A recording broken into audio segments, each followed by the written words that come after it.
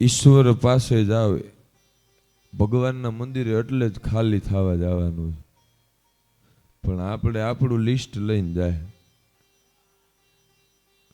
હા, મારા છોકરાનું હક પણ નથી થતું, છોકરાનું હક પણ થઈ જાય એટલે પછી આવે કે બહુ સંસ્કાર વાળા થાય જાય. બહુ સંસ્કાર વાળા થાય એટલે ત્રીજી માંગણી હોય, છોકરાના ઘરે છોકરો આવે,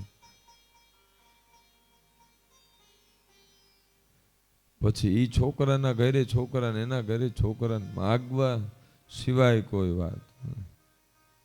મને એક દાખલો આપો કે તમે મંદિરે ગયા ને તેથી માગણી નહીં, મળવા ગયા હોય, એક દાખલો દો.